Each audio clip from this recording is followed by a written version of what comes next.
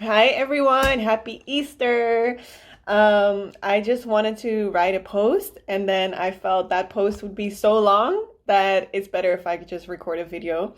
Um, because I just wanted to share something about chapter 6 from A Course in Miracles, the lessons of love. I remember like over 10 years ago when I read this chapter.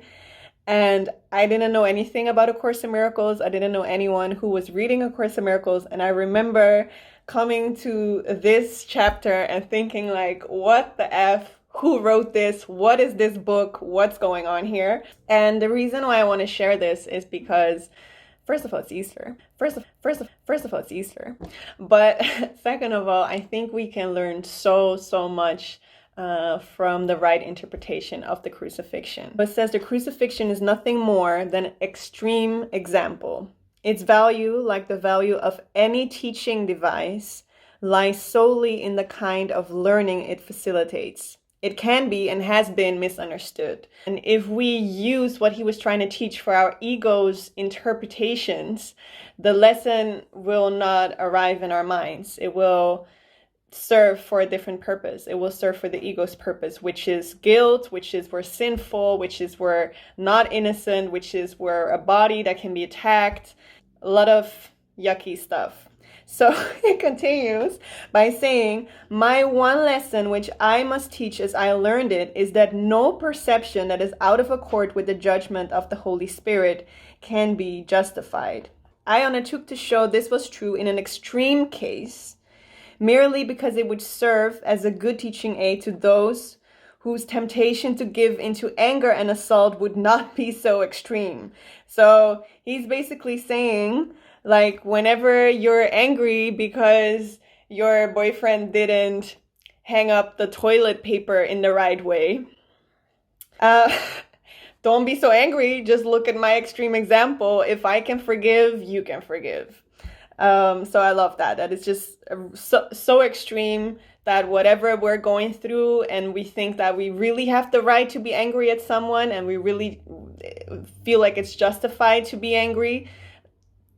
You know, Jesus, and of course, he really says anger is never justified. And that doesn't mean that you're not allowed to feel angry. It's so important to be authentic with your emotions. And I also always invite people at these voice liberation sessions to really allow everything to come up. But to know that anger is never justified is so important, because if we do think it's justified, we're actually saying that there's something out there that can make us angry and that has the power over our mind to make us angry, which is impossible. So we really need to understand that whatever we are feeling is a choice that we made, and that there's nobody outside of us, nothing outside of us that can give us a feeling. So it goes on to say the message of the crucifixion is perfectly clear.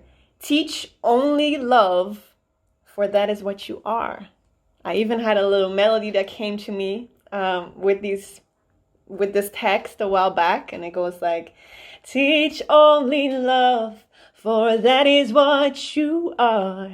Teach only love, for that is what you are. Okay. If you interpret the crucifixion in any other way, you are using it as a weapon for assault rather than as the call for peace for which it was intended. And then it continues to say, the apostles often misunderstood it, and for the same reason that anyone misunderstands it.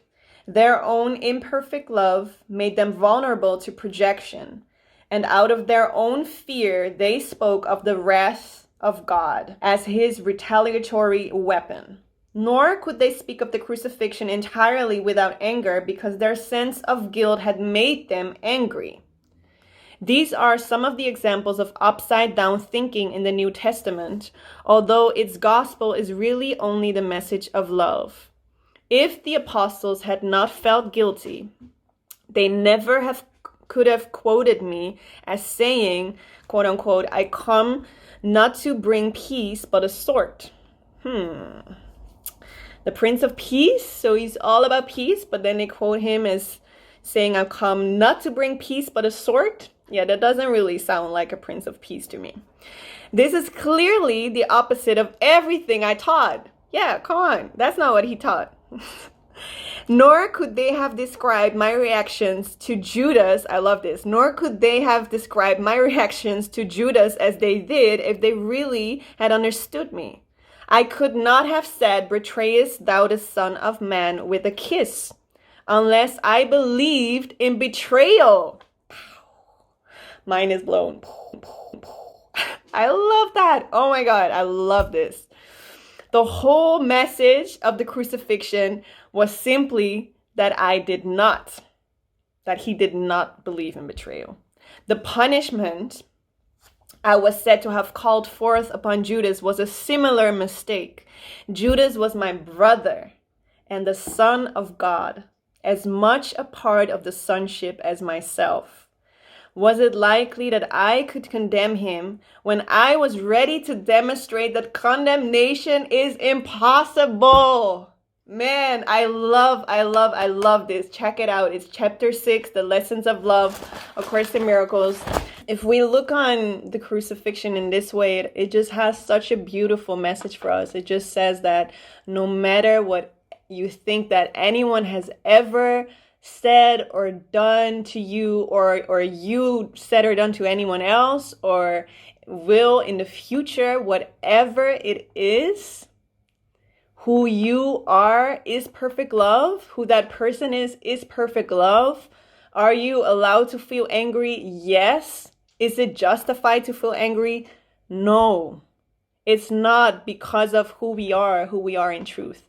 So whenever we feel angry, it's just a chance to go within and remember that this person who is triggering that inside of you came as a gift in your life to show you where you're still believing that you are not an innocent child of God, that you are not perfect love. And this person is just really mirroring that belief inside of you that is unconsciously in your mind present there. And we have the decision right there to say, I'm using this person to crucify myself, or to say, I'm using this person to teach only love, for that is what I am and that is what this person is. So yes, my heart is bursting with love right now. I just really felt to share this all with you. I love you wherever you are. I truly love you, and I wish you a beautiful, beautiful day. And yeah, that was my message. Love you.